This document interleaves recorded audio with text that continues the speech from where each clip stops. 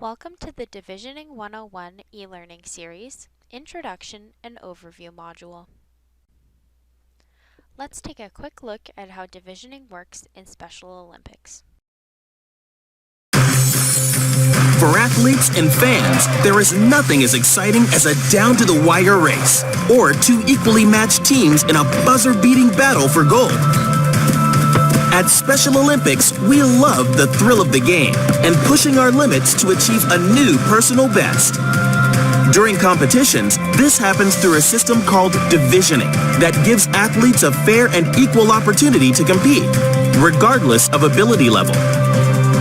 Divisioning is a cornerstone of Special Olympics competitions worldwide. It is completely unique to Special Olympics, and it gives our athletes the greatest chance of achieving success, while making our competitions both empowering and exciting. Divisioning is a two-stage process. In stage 1, coaches submit a time or distance for each athlete in individual sports. For team and judged sports, like basketball and gymnastics, coaches submit athlete or team ratings and/or skills assessments prior to the competition. In stage 2, divisioning races, judged events, or short team matches are held to assess the athlete's or team's ability level in competition. Athletes or teams are then grouped into competitive divisions according to 3 criteria: gender, age, and most importantly, ability level. Each division should include a minimum of 3 athletes or teams and a maximum of 8 athletes or teams.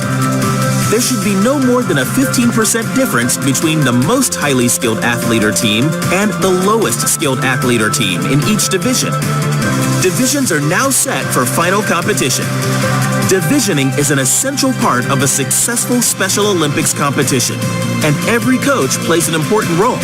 The goal is to ensure meaningful competition, because a good, close competition makes every athlete try harder and push farther.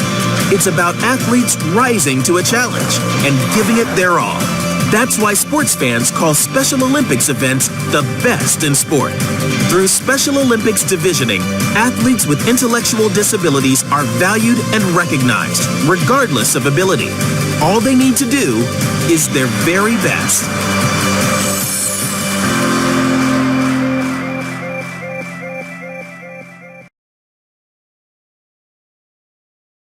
The fundamental difference between Special Olympics competitions and those of other sports organizations is that athletes of all ability levels are encouraged to participate, and every athlete is recognized for his or her performance.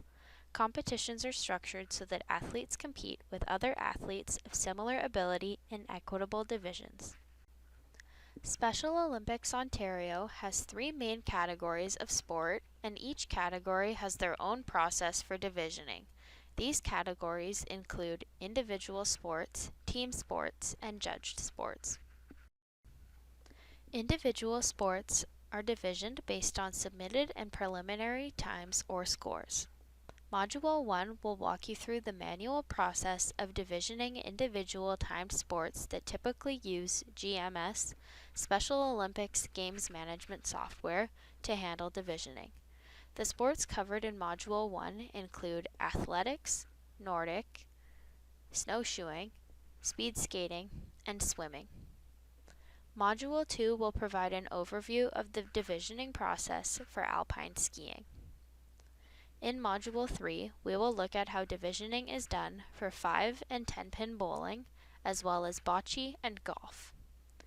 Each of the first 3 modules will provide you with an in-depth look at the criteria used to create divisions for the applicable sports, and will walk you through the process of manually creating divisions using the established criteria. Divisioning for team sports will be explored in Module 4. Team sports are divisioned based on skill assessments and divisioning rounds. In Module 4, we will examine the divisioning process for basketball, curling, floor hockey, soccer, and softball.